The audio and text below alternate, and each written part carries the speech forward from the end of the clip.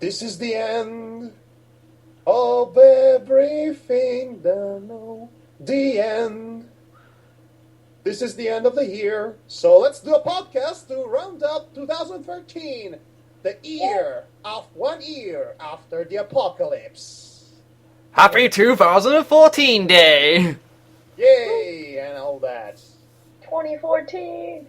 Yeah, alright, 2015. Woo! I just had a random whistle thingy that goes, woo! That we've ever done. I thought it was Lion-O then for a second, going ho. Thundercats! Oh!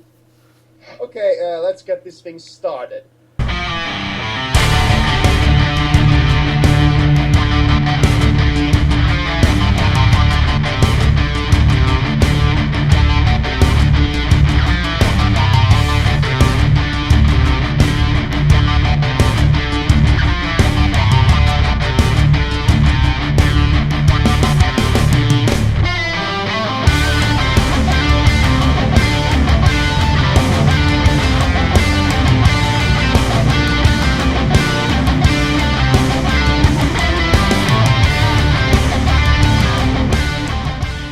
So we're rounding up the 2013 big time style and whatnot.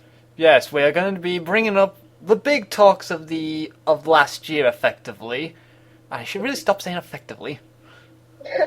You should effectively stop saying effectively on effect right now, effectively. effectively right. So... Let's see, so how should we begin this? I don't know, we should... I have an idea. We should... No, we've already... No. Believe it or not, that's not all I can think of 24/7. Oh, thank you for clarifying that. Anyway, I think we should start, each and every one of us, saying our personal highlights of the year, and then we discuss about them. So, Shannon, why don't you start about it? What were your favorite things about 2013? You really want me to start? Okay then. Attack on Titan. Oh, Attack on Titan. Then we have one thing in common already. Yep. Yes. Also, Devar is a fan of Attack on Titan. He was the first one to introduce it to us, actually. Yes, because... There's also Ruby and Free. And yeah, but...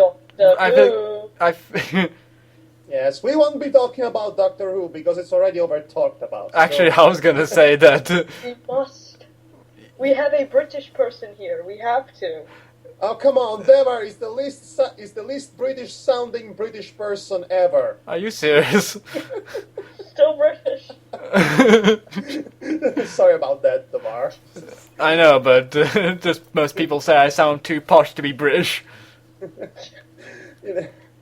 Okay, Well, I was gonna say that. Okay, since Shannon mentioned Attack on Titan, which we can all agree, it's pretty fucking amazing! It's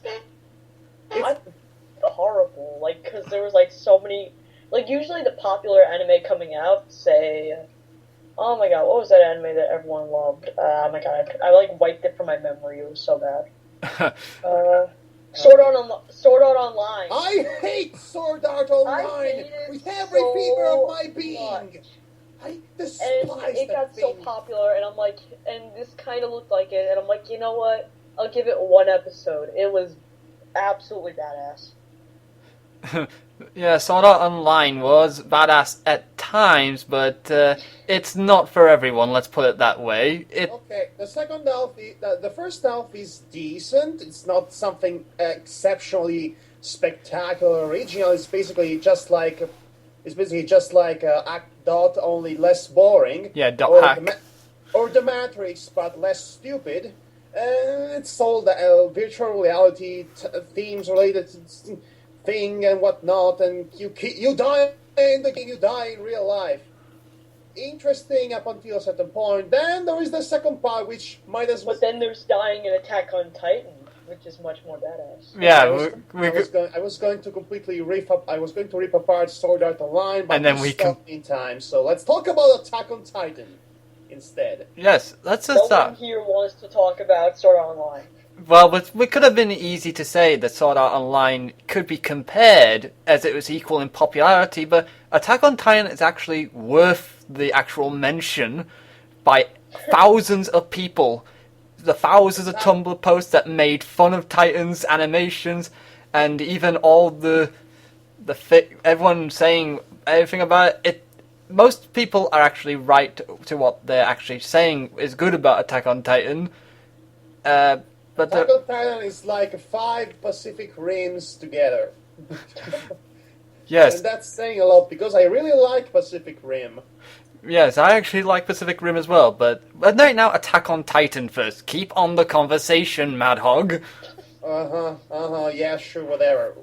We have an hour. We have an hour anyway, so let's talk in length about Attack on Titan for the moment. Attack on Titan. So there is this bunch of human survivors in a post-apocalyptic future. Sounds familiar? Yes, it is. Except this post-apocalyptic future is like steampunk themed, which is very kind of different. And they have this, instead of zombies, they have these huge giant titans thingy. With no genitalia. With no genitalia, which is fundamentally important, that eat people, but they do it while smiling. Yay! Tons of creepy smiles and cute eyes everywhere. And boy, does this show is heavy on foreshadowing. During the first 5 minutes in the first episode, you see this scene where Fish is cutting Alf, and then later on, the boy's mama is eaten in Alf, and as I said, it's pretty heavy on foreshadowing, but it's the payoff is still quite shocking. Yes, it's brutal and violent, but it's not gratuitous in that brutal and violent, because it's there to emphasize, to drive the point home of the human drama here, because it's all about the human drama and the awesome action scenes, but primarily the characters, the journey they go through, and all the things, the really bad things that happen, and it seems hopeless, but there's still hope at the end of the tunnel, and that's why you keep watching, hope to see what's going to happen next. You guys, what do you think? By the way, folks, spoilers. Oh yeah, spoilers. Well, the main character dies within a couple episodes, which more like 5 episodes, but he doesn't really die. He comes back as a Titan. I was gonna say that. What was that, Shannon? Spoilers. Anyway. Yes, I know, but I was gonna say that the anime really loves to lay on thick the despair and the suffering of trying to survive a single day in Attack on Titan. I love that because it reminded me so much of Fallout Equestria. Sorry, I had to say that. I knew it. How many minutes are we into this podcast and we're already at ponies? No. Listen to me. It's similar, okay? So we have this bunch of survivors, these characters, they have to survive through teamwork, they have their personal tragedies going on, linked to the drama and the tragedy of the setting itself. There is this fierce fight for survival, there is hopelessness, but there's still hope at the end of the tunnel because they keep on relying on each other. They need each other to survive. And that is the kind of teamwork that...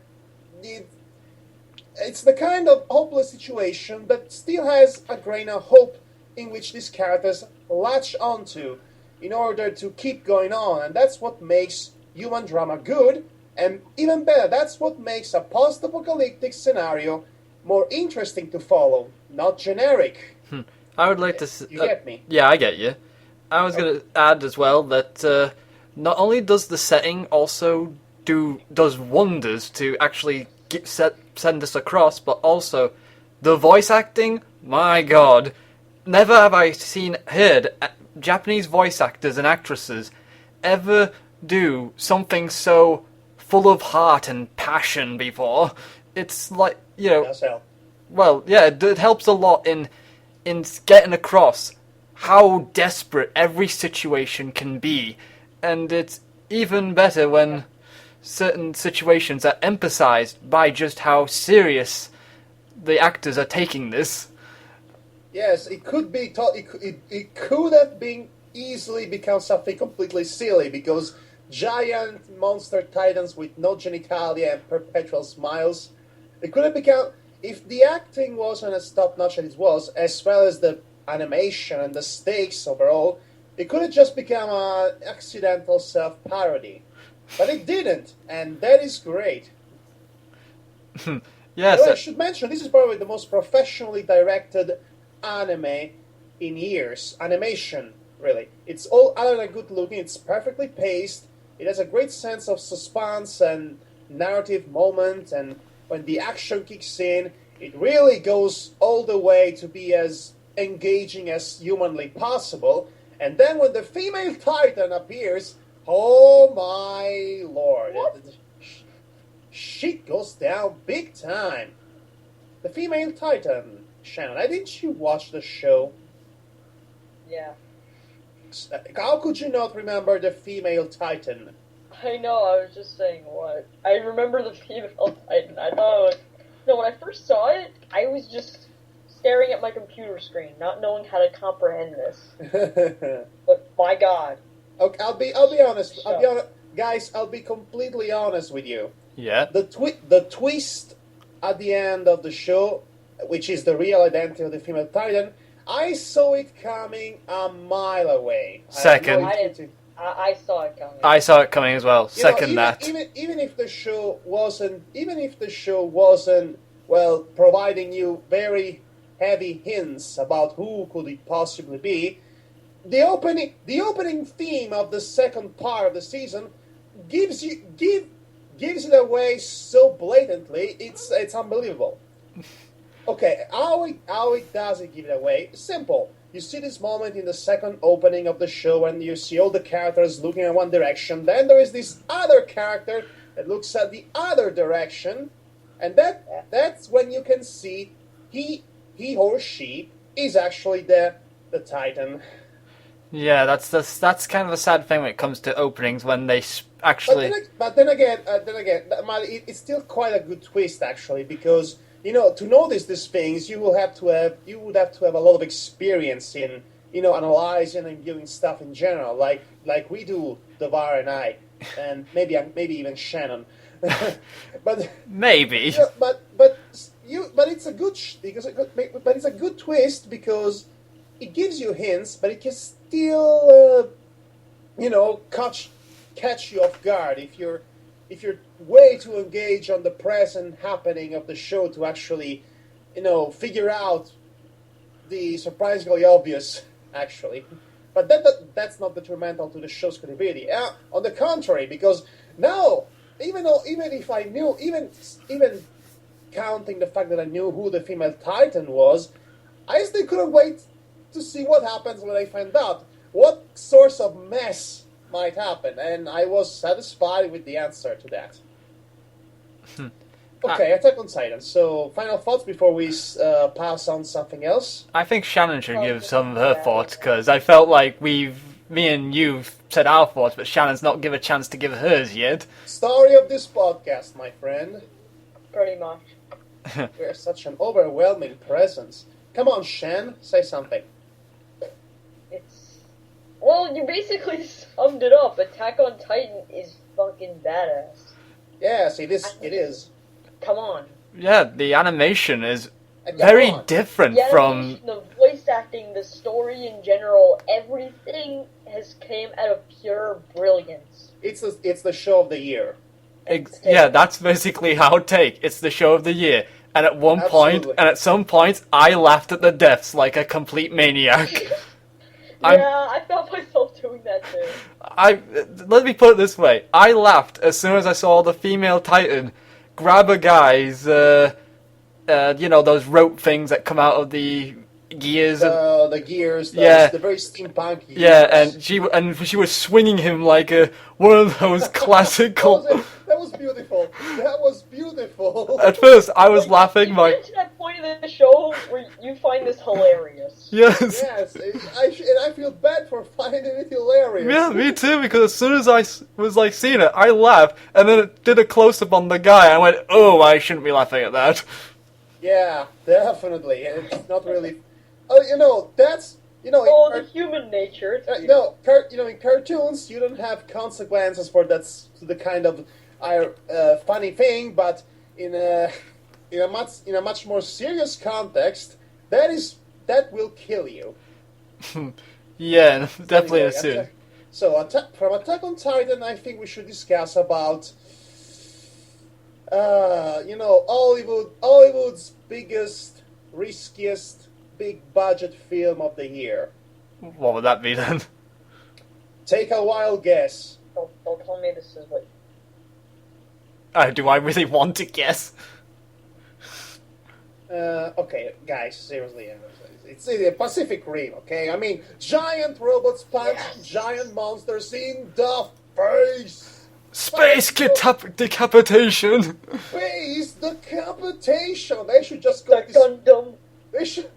No, Gundam sucks. They should just call this, giant robots punching monsters in the face the movie. Giant robot smash. that was incredible. I mean, you'd think no one could possibly go wrong with such a concept, right? But well, unfortunately, Transformers has proved us wrong multiple times because Michael Bay didn't even like Transformers to begin with. But when you give the concept to a visionary director such as Guillermo del Toro, which is an acclaimed auteur, I dare say, you have an action-packed, thrilling experience with good special effects, nice designs, and engaging pacing and written, and a generally good to look at cinematography. And even the silly bits of this film, the cartoonish characters and plot points, are part of the joyride of the homage, the tribute of classic giant robot and live-action Japanese shows in general. Okay, I'm the only one talking. You guys say something. Well, ladies first. What? I only saw a couple... You mean there's a lady in this room? Okay, I'm just gonna say I've only seen a couple parts of this movie, and what I have seen of it looks pretty good for giant robots beating the crap out of monsters. And to think, I'm not even a fan of giant robot anime in general. I'm more a fan of the concept of a robot punching monsters in the face because I'm human too. But ironically, all the major giant robot anime of the past years I despise with a passion. Same here. I mean, don't make me start with Neon Genesis Evangelion. Don't go there. Not Evangelion again. Instead, I go rip apart Mobile Suit Gundam, which is absolutely the worst giant robot-related anything I've ever seen in my life. It's worse than 2 Evangelions put together. It's worse than Gurren Lagann's 27 episodes of penis jokes. It's a complete and utter nothing on top of nothing. It's awful all the way through. How does people like that? Oh, don't tell me I know that. Nostalgia, first anime by giant robot American I've seen, but you know what? We had the anime boom in 1978 in Europe, so we saw that stuff long before Mobile Gundam whatever in 1995 came out. So from my perspective, that show is pure trash. It's pure trash. Now that I finished pissing everyone off, I will think I want to join in on the piss everyone off train, actually. Woo! Okay, we're talking about 2013, so I think we should reserve this topic for another podcast. Yeah, I know, but what I was going to say... Why the Gundam series is awful. Yeah, I was going to say that I would join you on that because before I watched Pacific Rim, I expected Pacific Rim to be following all the tropes of giant robot anime I've ever seen, and every one of them I've seen was terrible. Not because of the standpoint that the stories were terrible, just the standpoint that they're very bland, other than giant robots. And because I think giant robots are like the most overrated thing to ever come out of Japan, you can probably see that I wouldn't really Well, think highly of it. That and fan service. Yes, well, that's like And Bakuretsu people- Tenshi 8. And Pokemon, don't forget Pokemon. Oh god. Oh, God, Pokemon. Shut up, Shannon. Nobody likes Pokemon. Nobody I could go on this podcast talking about Pokemon X and Y since that was a big thing this year, but It was in 2013, technically. Yes, but neither of us have played it, so we will be out there. I won't say much because I don't know much about it either, other than the fact that everyone seems to be going on about it. But anyway, Pacific Rim. Pacific Rim, keep on the talking. Keep Yeah. lights on the prize. Yes, Keep, Pacific Rim. dark glasses on the prize. Yes, Pacific Rim. As soon as yes, as soon as I watched Pacific Rim, though, I found myself strangely rooting for the characters a bit in this one, and the monster designs are actually, for once, very interesting to look at. And yes, they feel they are called kaiju, man. They seems like a blend of classic Japanese monsters, but also some of the elder gods or Lovecraftian memory, because Guillermo del Toro is a Lovecraft fanboy. He's been trying in years to make an adaptation of Call of Cthulhu, which I would completely endorse. I definitely want to see Cthulhu in fighting giant robots. I would probably want to see giant Cthulhu fight against overpowered mages of some description. Oh, wait, I even Cthulhu versus Godzilla. Even better, I want to see Pacific Rim versus Godzilla versus Cthulhu. Biggest The crossover of the year. Oh, speaking of the year, Godzilla. The new Godzilla is coming out. But judging by the trailer, I'm expecting something more similar in mood, akin to the original 1954 human drama that was Gojira. Since Bryan Cranston is in that film, I expect also some very good acting. I would also be hoping that Godzuki won't be jumping into this movie. Yeah, let's see. I know Mothra. I know the three-headed dragon thing, Gamera. Oh wait, is Godzuki the son of Godzilla? Yeah, from the cartoon series. Oh God, no. I was wondering when that would click into you. Kill it with fire. I remember the cartoon on Hanna-Barbera. Kill it with fire. Pacific Rim. Yes, Pacific Rim. Okay, so what else happened this year? Well, I was gonna That say... was mildly interesting. Well, guys, I hope at some point in your life you come across and appreciated a show called Foster's Home for Imaginary Friends. Yes. Did that come out in 2013? Why does this have nothing to do with 2013? It has, because this year there was the new show by golden animation couple Craig McCracken and Lauren Faust. Wonder Over Yonder. I know this. Wonder Over Yonder. It's fantastic, and I want you all to watch it because it's beautiful. It's one of my favorite shows of the year. I think if I had to do a top 10 right now, it will be at the third place. It's Yeah, I'll definitely check that out when I get a chance to see it personally. Okay, let me tell you this. It has the most obnoxious yet catchiest opening theme song ever devised. The character is kind of a cartoon version of Ash the Stampede, with zany Tex-Averian style of idiocy or ambiguous idiocy, because you don't know if he's all the way stupid or all the way a genius, because it's the kind of character. And it also drives his villains insane, and the big baddie is called Lord Hater, and it's voiced by the one who used to voice Blue in Imaginary Friends. It does a fantastic job because he's instantly one of the most likable, quotable villains I've seen in cartoons in years. It's a fun ride, and there are good characters, good chemistry, very good flash animation, definitely improvement from the classic Foster's Home, blah blah blah blah. And you should go watch it right now. But before we have a podcast, so what else? I was gonna say there's probably a few things that was popular last year, but we probably won't cover because We've already done podcasts or reviews of them, namely Danganronpa. Please check out the Madhog and Devar review.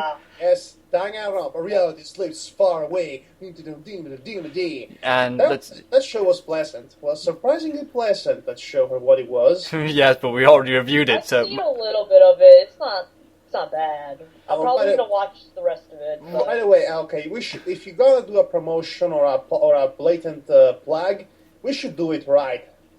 Yeah. So, go watch our review of Danganronpa. It's cool, it's fun, it's for you. And this is an improvised jingle for the review. Go watch Danganronpa review by Madhog and Devar. Also, it's like Phoenix Wright with a Battle Royale. and a bit of Hunger Games. Also, please check out our podcast of Ruby and My Little Pony Power Ponies. Yes, do that. It's awesome.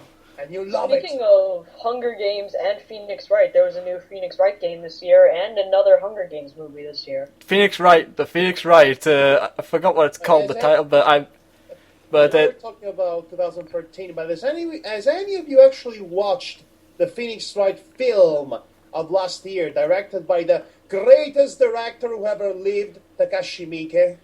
Probably not, because I've... well, you should. It's fantastic. Never heard of it. Okay, of course you never heard of it. You're not a professional film buff like myself. So thank you for the compliment. Oh yeah, but anyway, I just remember... Takashi Miike is my favorite director of all time, and he produces like four to five films a year. It's like more than 100 films. None of them, as far as I know, is bad, and that's saying something. I've seen like 10 films made by him, not even 1/1000th of his entire production. They're all memorable in their own unique ways. I mean, he can do from making something like Ichi the Killer to 13 Assassins to the adaptation of Phoenix Wright and Yataman. Okay. Anyway. I was going to say, actually, back to something Pacific Rim related, because I just remembered something. I believe Capcom said they wanted to do a Lost Planet crossover with Pacific Rim. If it's a film, I would watch it. If it's a game, I would buy it. I don't. No one knows what the form this will take just yet, but apparently Capcom want to do something Lost Planet related, but with the kaiju involved. I think. Okay, I think they're going to ruin Pacific Rim because it's Capcom. Yeah, let's face it. Capcom are in a bad place, especially last year. Resident Evil 6. Biggest thing to ever hit Twitter. Everyone lost their crud with it. Look, Resident Evil 5 was the game that made me say, you know what? Aside from Resident Evil 4, Resident Evil sucks and has always sucked. Actually, I refuse to even consider playing Resident Evil 6.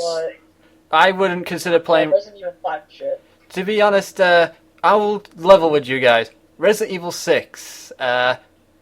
It's alright, but Capcom are going through a strange experimental phase with Resident Evil 6 because Leon's scenario is actually the best scenario because it actually concentrates on horror, unlike the other scenarios where Jake has a bit of action, Chris has a lot more military action going on. I really, really, really hate Chris Redfield. Don't we all? I liked him in the original first game, but when it came to like... I've got a shotgun! Yeah, when it came to 5 and 6, they really... I've got a shotgun, and I'm also the master of unlocking, apparently. No, that's Jill. That's Jill. Jill is still awesome. But he almost turned into a Chris sandwich at some point. And also, Chris gained muscles like the Hulk and has punched boulders. Yeah. I noticed that too, man. Yeah. So that literally made me laugh. That made me give up. To be honest, like I said, Resident Evil 6, it is bad for certain things, but it's also quite good in a guilty pleasure sort of way, for fun.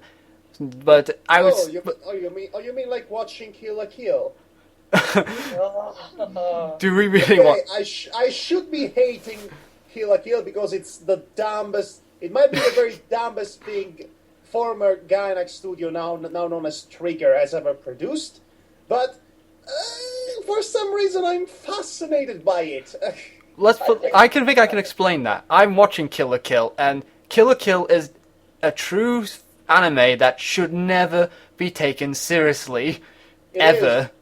It seems like a parody of what the average man would think about when anime. Over the top things going on and nudity and scampiest outfit and that really, really corny, utterly stupid idea that the scampiest the outfit is, the more empowered the woman is. That's the most offensive thing I ever heard in my life. And I heard people butchering Hamlet in Sakura Wars So Long My Love to convey the cheapest life lesson ever conceived. So that's saying something. Yes, but like I said, Kill la Kill is definitely one of those animes you never should take seriously. It's made for laughs. What the flying feather does Kill la Kill mean? It doesn't. It doesn't. More like fail la fail or dumb la dumb. But Derpy derp. I do not like Kill la Kill, and this I is coming know from you the person who likes Fooly Cool. You like Fooly Cooley. Yes, I don't think it's bad. I don't love Fooly Cool. It's horrible. I really don't like Kill la Kill. Shannon. I should like it. Shannon, I disown you. Now, Shannon, there is an very easy reason why you cannot possibly like Kill la Kill, because you're both a woman and you have a brain, so you cannot possibly like. I know it's one of those shows that you can't take seriously. You have to turn your brain off to watch. But even then, I could not take this crap seriously. It's not supposed to be taken seriously. It's supposed to be. I know, but I just couldn't watch it. Not because I'm a woman. Okay, remember that I don't part. know. It just rubbed me the wrong way. The animation, I really liked. You know, I bet. I don't know. Everything about it just. I don't know. I bet I can pinpoint the exact moment when you really want to rage quit. You know that moment in which the moment of her transformation with the stupid outfit. Well, the part when when her panties, Yes. when she transforms, they are a bit too. How do I say it to still keep this podcast family friendly? Risque. They seem to go a bit inside, if you know what I mean. Eesh. That was really Too much. Congratulations, we've just reached the PG-13 level. Oh boy. It's basically saying, hey, who wants to go talk about hentai? So we might do a podcast about hentai some of these days. Unfortunately, you cannot be part of it, Shannon. Or me. First Okay. off, you act like we haven't talked about hentai in this podcast. Meanwhile, our first podcasts, we were all talking about it. Yes, but the first podcast has been wiped out by the black hole of continuity, so it doesn't exist anymore. To be honest, I'm not going to repost it anyway, so it's lost forever as far as I know. To be honest, I would consider Kill la Kill to be a parody of all the Japanese tropes that anyone expects from Japanese anime, including manservice. Yeah, don't make me start with that big guy fella. Okay, I don't even remember his name. You know, the big guy that always super serious about this. The honor of defending Miss whatever her name is. Yes. That guy, no? Yes, I know the guy. The guy who likes getting whipped for power. That was the only guy of the series I was actually kind of respecting, because he's corny as all hell, but at least he has conviction, he has charisma, he has the muscle too. And then we discover he's a sadomasochist. Well, its power requires sadomasochistic tendencies. Okay, but seriously, he becomes stronger by feeling pain, and is also self-inflicted. So any respect I had for him suddenly vanishes, because that's not conviction. That's addiction to pain. Let's see, Madhog's... It completely undermines whatever strength this character had. But why am I even taking this thing seriously? It's Kill la Kill, for crying out loud. This is Madhog's... This is Madhog's... let's see, what word you said again was? Respect for the guy. It's in a bag. it's gone in a box, it's thrown out the window, into the sea, eaten by a shark, which is eaten by a titan. And then there's a nuclear explosion. Yes. That's how big his Podcast self-respect. in a nutshell, guys. Okay. We talk about a few things. Guys, I would like to introduce to you to the most overrated film of the year. What would that be then? Blue is the warmest color. Oh dear. Never watched it. Okay, you're not of age to watch that film yet, Shannon. Believe me. Yeah. Goodbye. Good night, everybody. Okay. Look. Oh, man. Okay, here's the thing. I won't be talking about the film in this podcast because I will have the chance to talk in length about this film in the upcoming vlog I made while on Barcelona, which will be out tomorrow. And by tomorrow, I mean the day after I record this podcast, because this podcast is going to be out next week. So the vlog is actually going to be out before this podcast. It's a little bit confusing, but bear with me. And if you're watching this podcast about 2 years from now, congratulations! Well, actually, hi! We're the past versions of ourselves from the 5th to the 1st of 2014. Nice to see you. How's the future doing for you? Okay. Should I play the theme from Back to the Future? No. Okay. So anyway, as I said, I made this vlog in which I talk both about the film and the original graphic novel it was based off. So go watch it, because by the time this podcast is out, that video is already been posted, so you can watch it before this podcast, and you can watch this podcast and hear me talking about this vlog, and then it came out in front of mind exploding. Rage quit. Anyway, actually, I did remember something that was equally popular as man service. Shannon, you know a thing about free, don't you? Yes, No. free. No. That was a big thing on Twitter, wasn't it? Yes. Oh, Two my versus nose. one, Adriano. We're talking about free. Okay, you know what? I've seen our House Club and I even liked it, so okay, talk about free. Okay, if you want me to judge this from a reviewer's point of view, Are you actually capable of doing that? I don't know, Adriano. Am I? Because of all the All the Doctor Who feels I've been spewing out before this podcast? No. No, that was no. I might think that, given your age, given the hormones going nuts, you might be thinking all the time of certain body parts of the male anatomy that will distract you to properly do a professional review. Okay. I'm such a troll. I'm gonna pretend that you're slowly dying somewhere. Thank you for that. Okay, so it's average. Maybe even below average. Well, that's Because surprising. honestly, there isn't much to it besides hot guys taking their shirts off and swimming. Yes, with hot guys that scream at you. That's.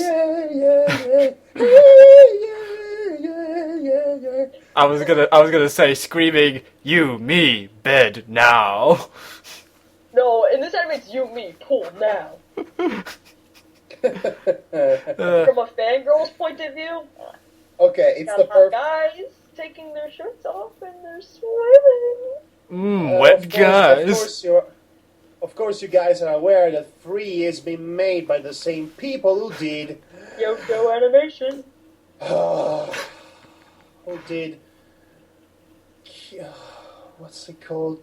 K-On. K-On. K-On! That was the year That was before. probably part of Suzumiya, Lucky Star. Okay, K-On is the single most boring thing I might have laid my eyes upon.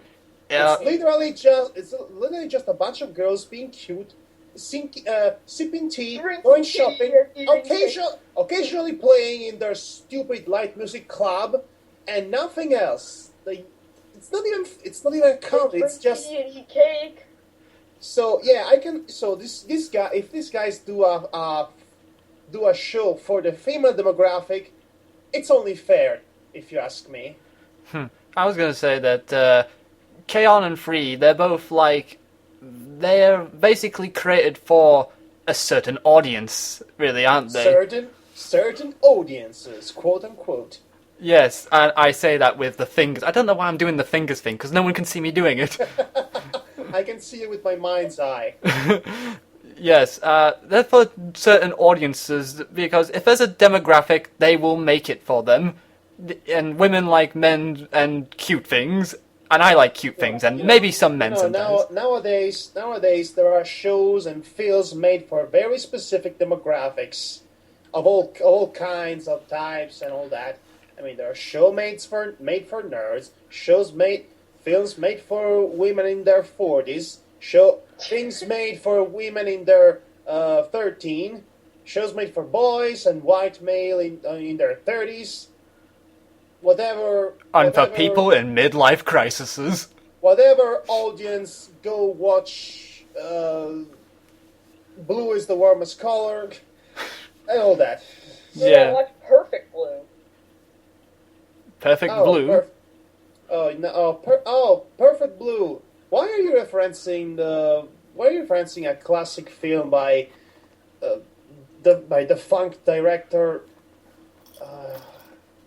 By the same director of Paprika and Paranormal Agent. I don't know. I like it. Yeah, it's not his best film, if I have to say. It's kind of an overprolonged, intertwined mess that lacks the bit of consistency and coherence that the future film of the same director will have. But we're not talking about that. We're talking about 2013. Yes, we are. And thank you for the distraction, Shannon. Always, you ruin everything as always. If it's your, I bet it's somehow your fault that JFK was killed in 1963 because.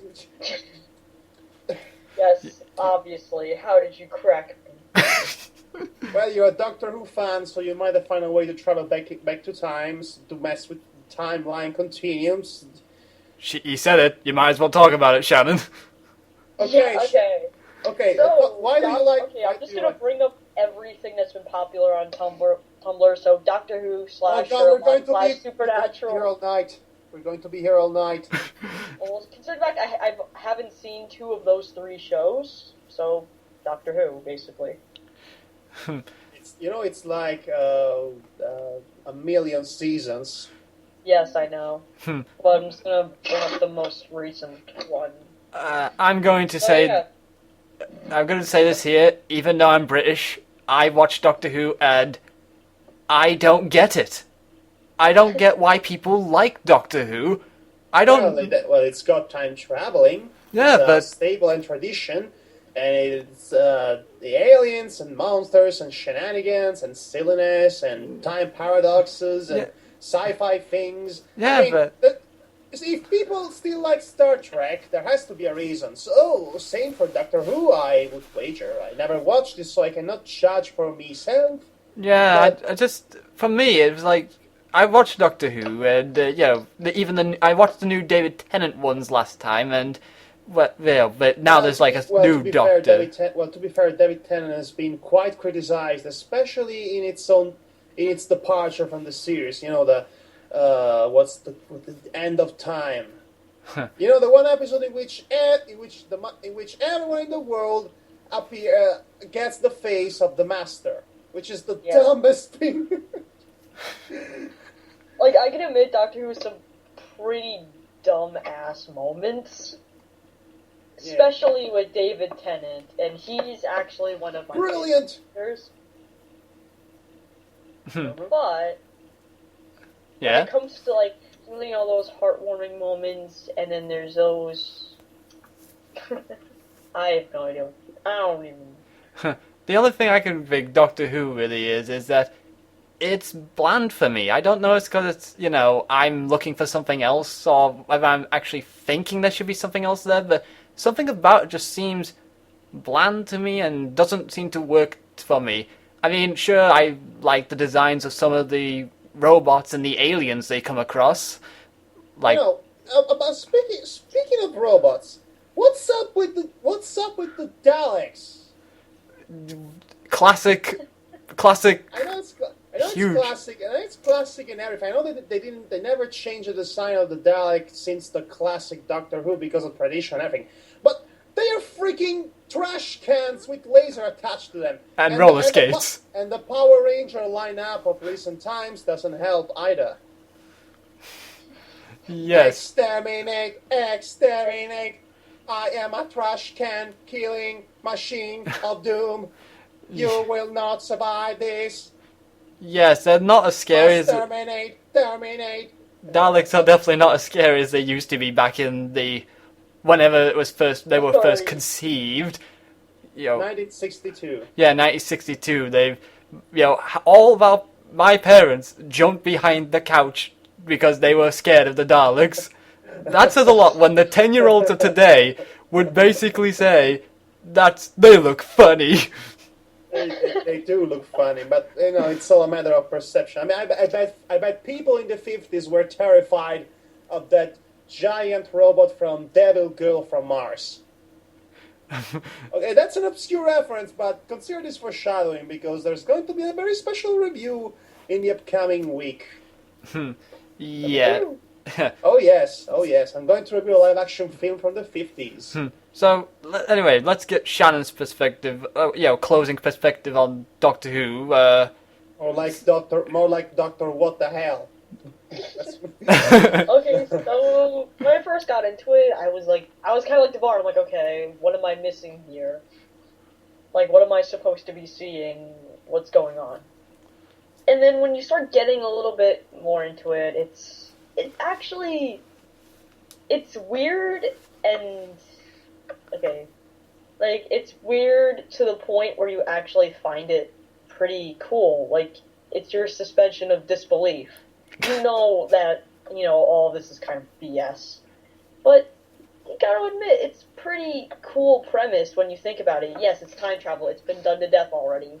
To be fair, Doctor Who existed before time traveling was done to death, so it's kind of the leading franchise when it comes to time traveling. Yeah, the forefather and all. But compared to all the other time travel series and movies that have been coming out, yeah, it's been done to death. Well, honestly, if I have to be honest, the only real franchise involving time travel that I'm a truly devoted fan of is Maniac Mansion, or Day of the Tentacle. I should be more precise. Yeah, Day of the Tentacle, the sequel to Day of the Tentacle. But that was back in 1993. Yeah, 1993. That's not 2013. It's exactly 20 years ago. Today. Yeah, 20 years ago today. It's exactly 20 years ago today. Oh my gosh. Sorry, that's a reference from when we played Maniac Mansion, Shannon. You might not be getting it if you are not familiar with that Let's Play series. Yeah. My voice is going a bit haywire as of late. Let's give it. I have more change of tones than Peter Lorre. Okay, Shannon. Was there anything else you wanted to add about Doctor Who? Because I have nothing. Oh yeah, how about female Doctor Who, as we discussed the last time? Oh yes, who's that actor you say we should play female Doctor Who? I want Judi Dench to be a doctor, sometimes in the future. If you know what he means. That would be a bold and interesting move. Not only 2014. No, it's yeah. You know what? Because not only it would be the first woman Doctor Who, but also a woman. A pretty let's say, I don't want to say old, but a pretty lived woman, so to speak. With experience. Yes, I mean, it will be a woman. It will be a woman character that's basically impervious to sexualization. because it's Judi Dench. What are you going to do? Make a calendar out of Judi Dench, so to speak? Careful. And I don't think anyone will buy it except Except you. No. Come on, Shannon. Come on. Even I. Careful there. We don't want a repeat of the calendar girls. I'm not into geriatrics. I was gonna say, be careful there, Madhog. We don't want a repeat of the calendar girls. Calendar. Oh dear. What did you just make me remember? We need a Oh, monster calendar. that film existed. Oh. It also existed in real life, actually. Oh, I know that. That's why it's even double horrible. Just like Saving Private Ryan. I hate that film. I hate it more than Schindler's List. And I also hate Schindler's List, but that's not for this podcast to discuss. Yes, we need to I close was, on. I was just watching Saving Private Ryan. That's the best part. And I don't know. I thought it was pretty good. My opinion. It's really stupid. I think it's really the story and the way it's played out is stupid. Really. Yeah. And the best part is it's actually based on real life events. So how much of this is actually romanticized by the Steven Spielberg filter, it's hard to say. But anyway, okay, we talked about a bunch of stuff. Yes. So, Devar, I think it's time to discuss what really steals the show this year. What steals the show then? What you actually... Is it, what, is Attack on Titan again? No, it's the Flutterbat, of course. Oh dear. The Flutterbat. Okay, the Flutterbat. Oh my gosh. Okay, so the last time we did a podcast, me and Devar, we talked about the Flutter Hulk. We mentioned the Flutter Hulk in the episode of Power Ponies of Friendship is Magic. And we thought to ourselves, okay, seriously, no way they're going to top that. In the next episode, Fluttershy becomes a vampire. A fruit vampire, but a vampire nonetheless. I mean, different transformation, red eyes, fangs, and thirst Ears. to see blood and all that. Not only she's a vampire, she's also genuinely terrifying. She's already one of the best vampires in recent years, which doesn't much to accomplish anyway. I mean, aside from mastering the vampire queen from Adventure Time, there hasn't been a really decent or memorable vampire. But now we have Flutterbat to Except for Rachel Alucard from BlazBlue. Yeah, but Devar, there was the anime adaptation of that game this year. Yeah, that's true. I haven't actually watched it because I thought... Don't watch it. Trust me, you do not want to watch that. I'm gonna guess it's watered down.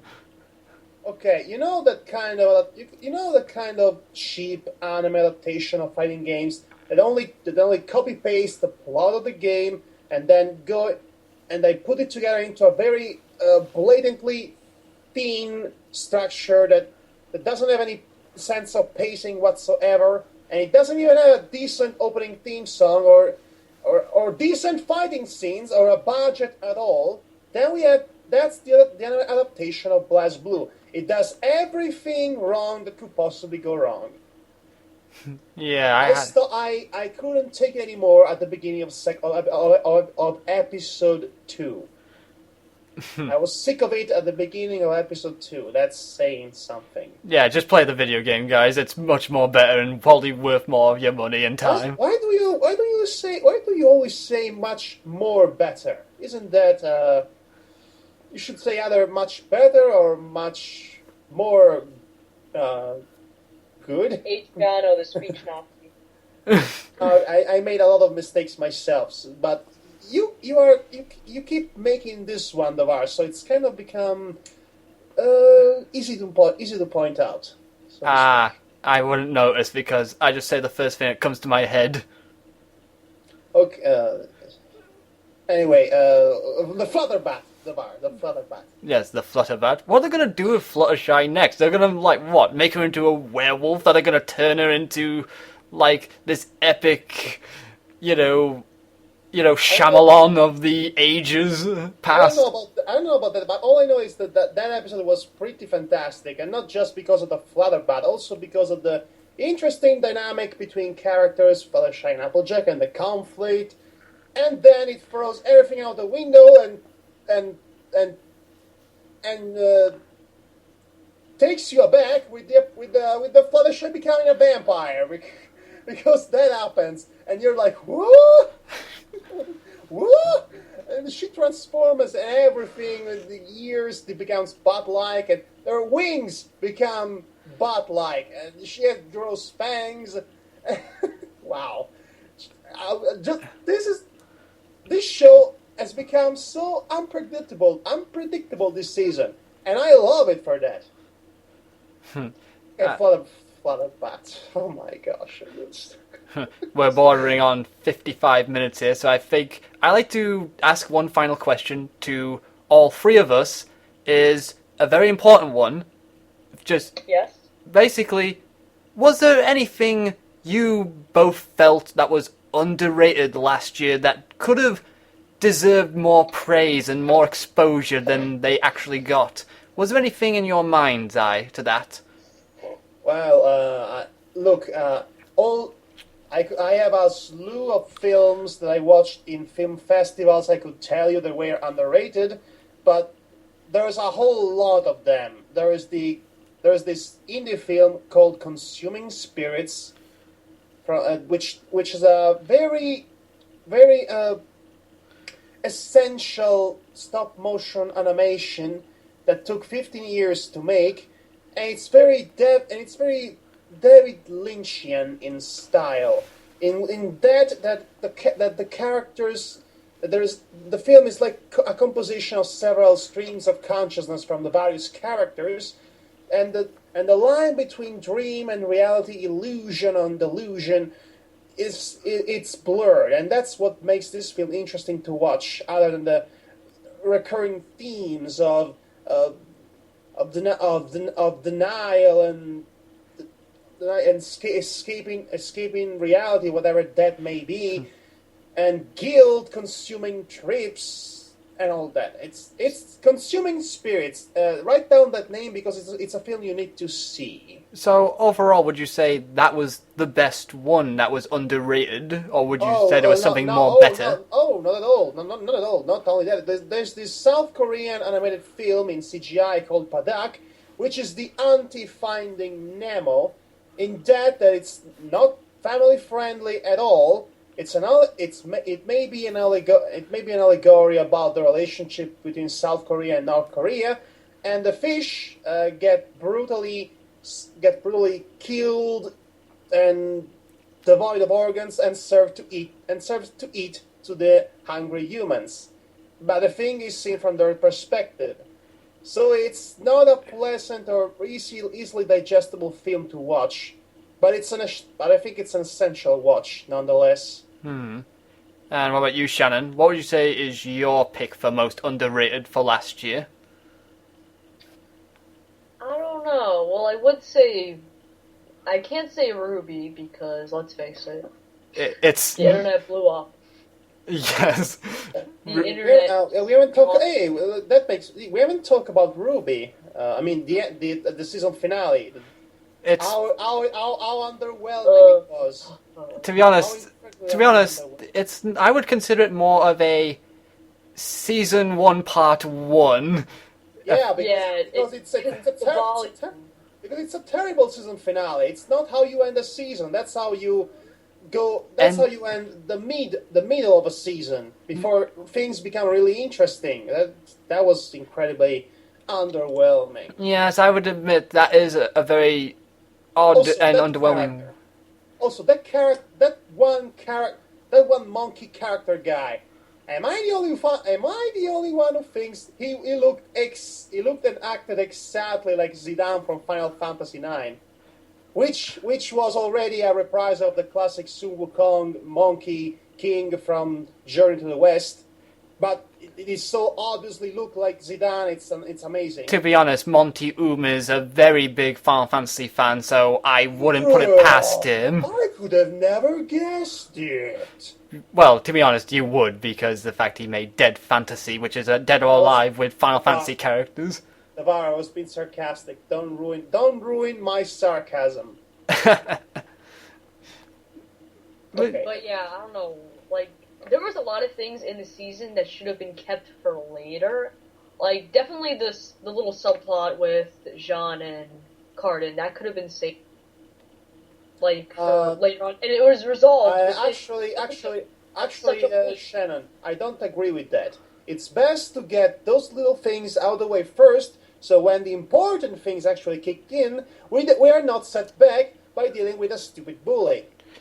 Yes, they're more like a first enemy type, really, a first obstacle to get over. The most annoying ones, in my opinion. Oh, I'll say. Yes, I can understand that, but it's resolved within a couple episodes, and it's so... Actually, it took like 4 or 5 episodes. 4 episodes, which equals to 1 episode in time frame. So it's good. It's good to me. Good to go. Yeah. So overall, I would just say quickly that Ruby is like the, It broke the... yes, everyone expecting big things, but it just turned into like, meh, it was okay, but, you're just waiting for the next part, really, to see if it's still any good, any hope, but, But, you just kind of say, if it's out, I'll give it a watch. Still, the comedy is pretty good. The character are at least a bit engaging, even though their conflicts are a bit easily solved, if you ask me. And then the action scenes are pretty good. Pretty again, good? That was the worst season finale ever. Pretty good. The battle... I would say that Ruby has the best case of false advertising. Ruby... What would that be? Well, you look at the trailers, and you see there's not really much dialogue. There's basically all fight scenes. Well, that's what How many fight scenes do you think are in... Like, I'm not saying, like, there's... Like, I didn't watch it just for the fight scenes. I know a lot of other people who have. But a lot of people will say that they came to watch Ruby for the fight scenes, not for the high school drama. High school drama. It was a college. But anyway. Yeah, but Well, they're high school aged. Actually, the only one who's high school age is the protagonist. Yes, because she's like, what, 14? Or something? Okay, I'm sorry, college drama. My mistake. Either Campus drama. You can't go wrong. Campus you can drama. include both high school and college that way.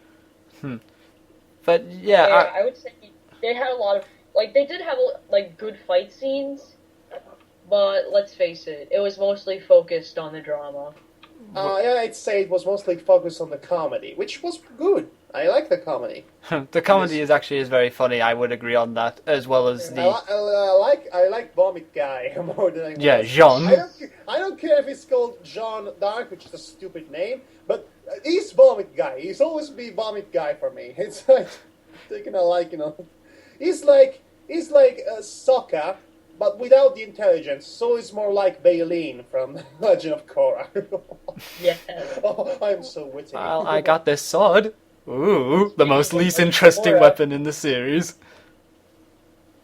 Okay, so we talk about a few things. Shannon, you haven't said...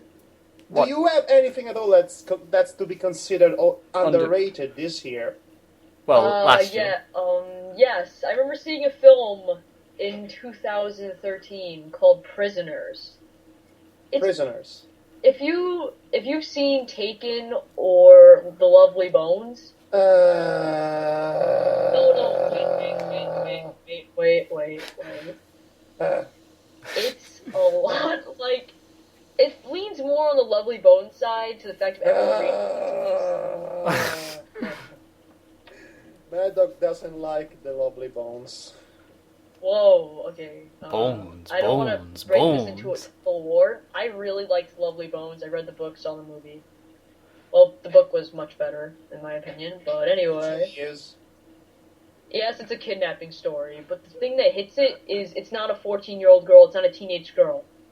It's 2 little kids, and it's the fact that everyone goes overboard to find it. They go to the lengths of kidnapping a guy. I know that, actually.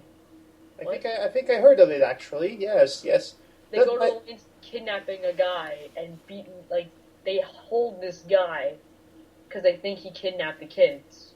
Yes, I heard this film. I think I'll have to watch it sometime. It's very good. It's not like Lovely... Well, it has, like, the elements of Lovely Bones where, everyone's freaking out, everyone's going to the extremes.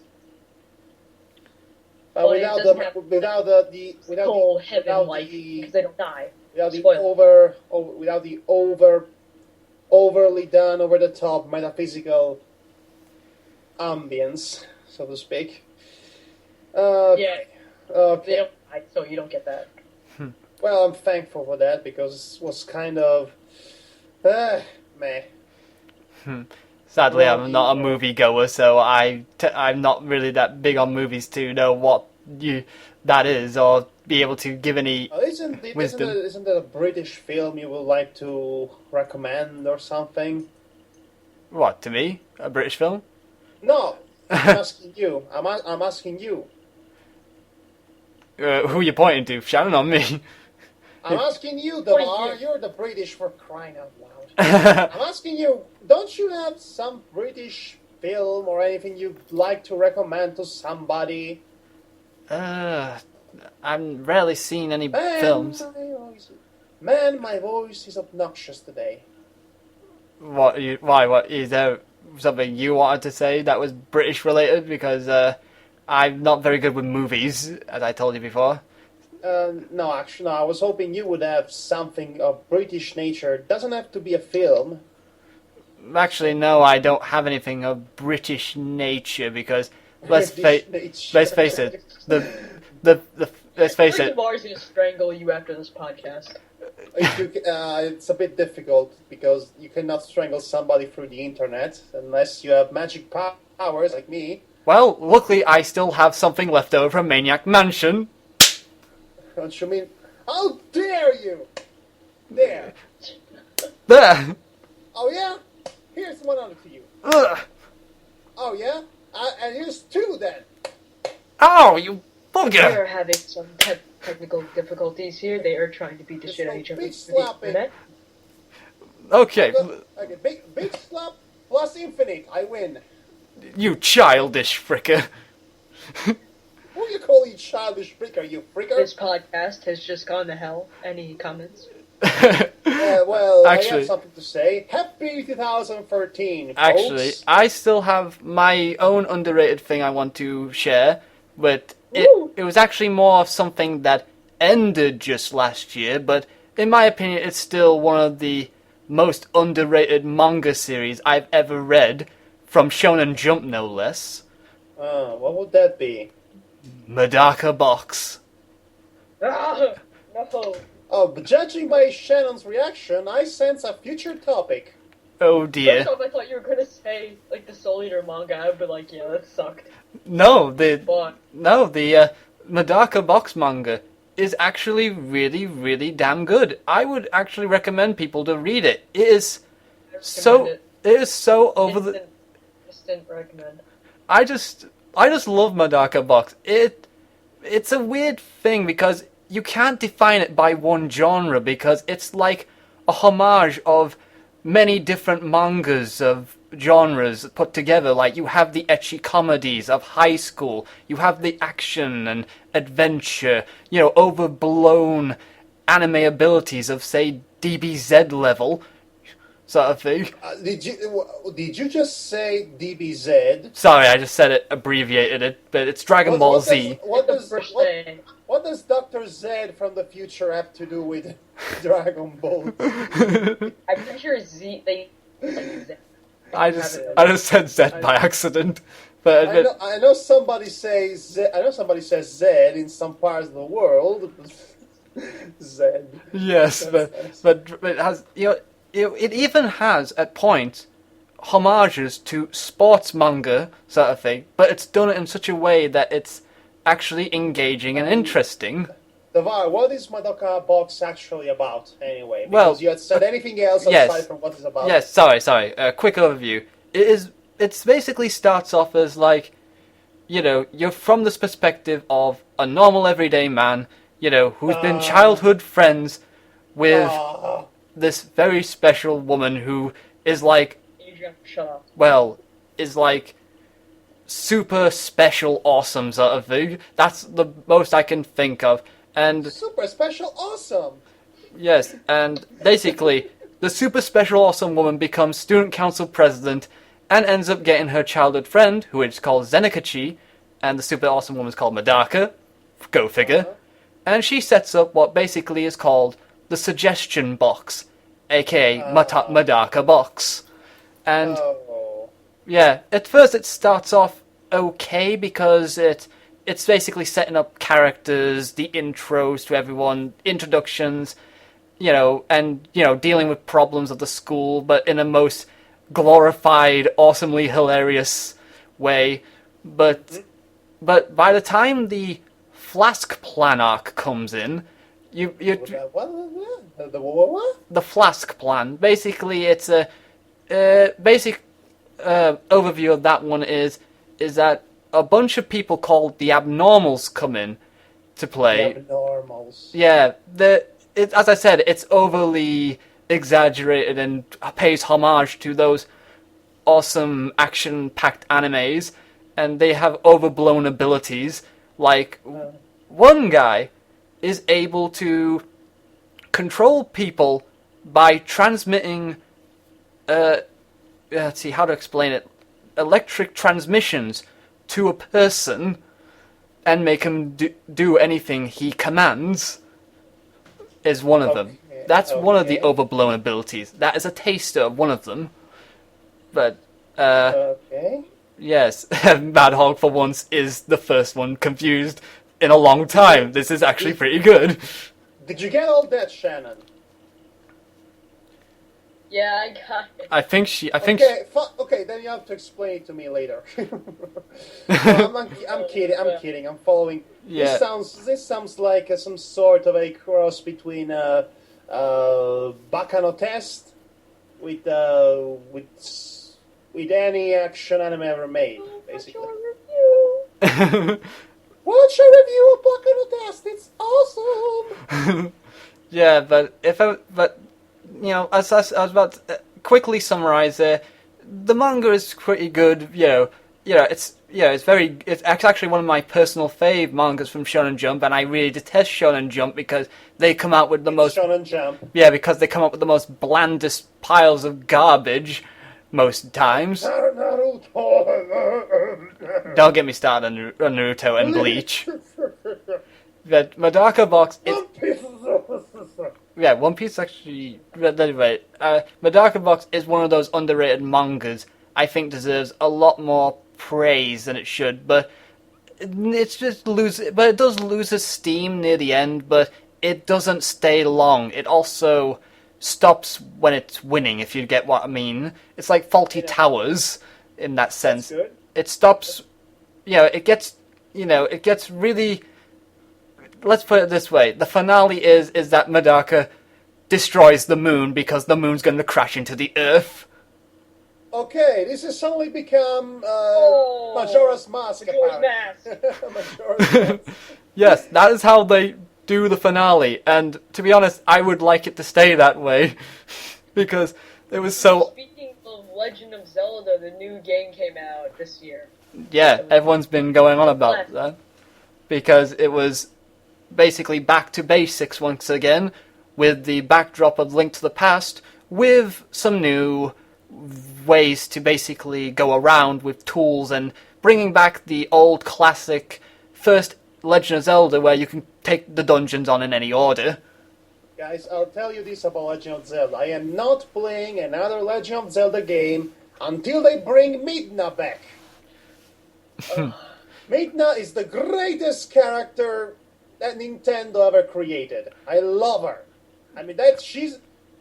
Twilight Princess was a really good game in its own right, but with Midna it became one of the fundamental gaming experiences of my life.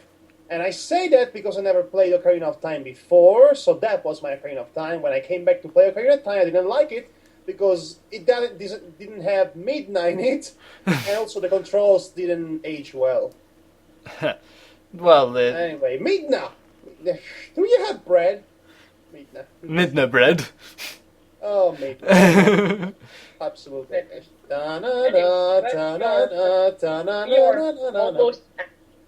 Big fan. Oh my god, I have a flash of genius right now. What?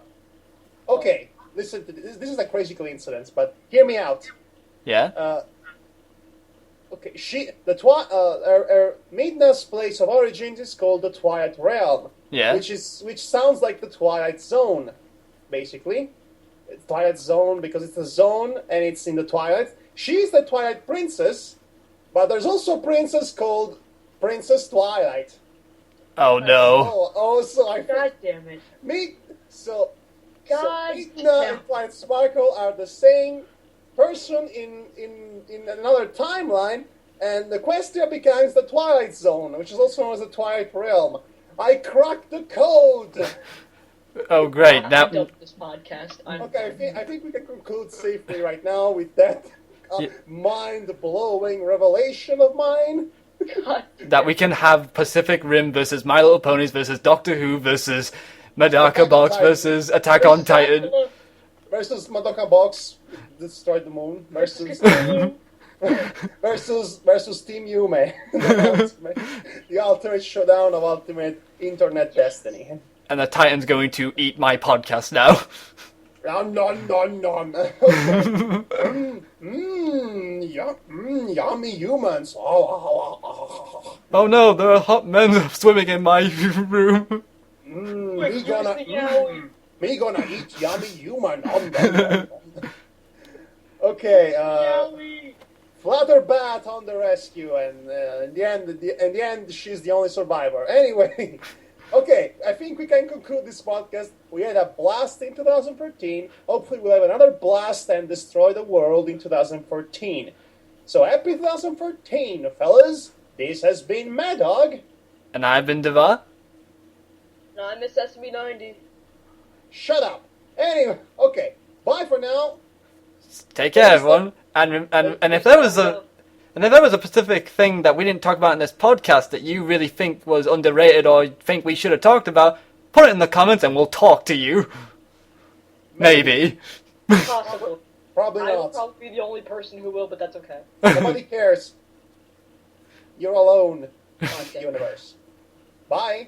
Take care, everyone, and see you around. Peace. Father Bot.